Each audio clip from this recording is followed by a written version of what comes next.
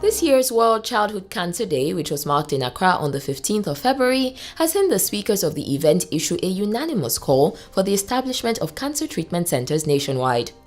The speakers also requested the inclusion of childhood cancers in the disease treatment list of the National Health Insurance Scheme. They agreed that the disease had contributed to the increase in child mortality figures, which brought up the need for it to be included to the schemes and scope of treatment as it had become a public health issue. The theme for 2015's World Childhood Cancer Day was Better Access to Care for Children and Adolescents with Cancers. Professor Lorna Renner, who heads the Pediatric Oncology Unit of the Korle-Bu Teaching Hospital in Accra, called for more availability and access to affordable and/or free essential childhood cancer medication, including those for pain control. She also expressed the need for stronger palliative care and modified, less toxic therapies.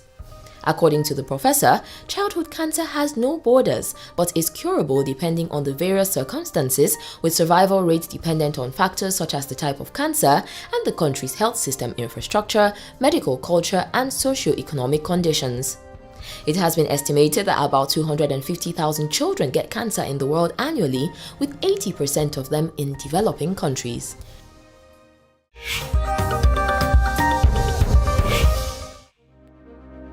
In Uganda, the country's Parliamentary Committee on Human Rights has drafted a bill that aims to punish those who abuse the rights of others. Spearheaded by Jova Kamatika, the group has started looking into the Human Rights Enforcement Bill in Uganda.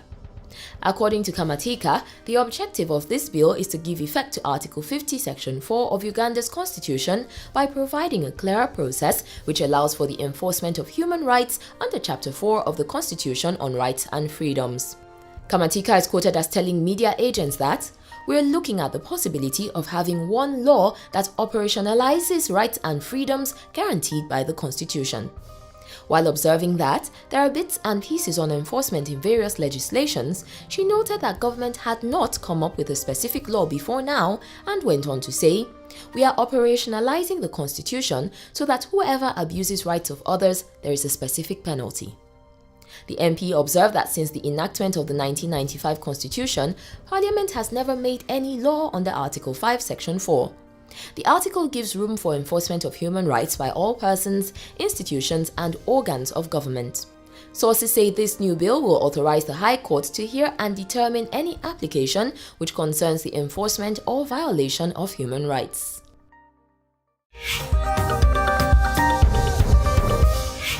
And in what has been described as a victory for women, Malawi's new law has effectively made child marriage one of the things that are unacceptable by law, with a new legal marriage age of 18.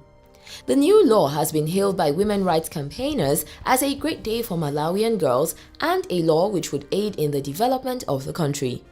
The groups have also encouraged the government to pay more attention to issues such as poverty and illiteracy as they contribute to reasons for child marriage.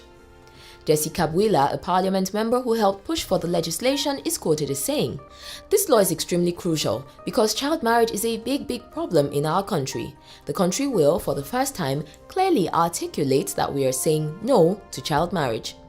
Early marriage not only deprives girls of education and opportunities, it also increases the risk of death or serious childbirth injuries if the girls have babies before their bodies are ready. Child brides are also at greater risk of domestic and sexual violence. Malawi has one of the world's highest rates of child marriage, with half of girls wedding before their 18th birthday and nearly 1 in 8 married by 15 years old. With this backdrop, we can certainly relate with Ms. Kabwila's statement that this law is very important because of the number of girls who drop out of school because they are going to get married and because of the high numbers of girls who are dying when they are giving birth. We cannot talk about development if we have child marriage. Women's empowerment is a crucial player in development, and women cannot be empowered if they are not educated. Good on you, Malawi.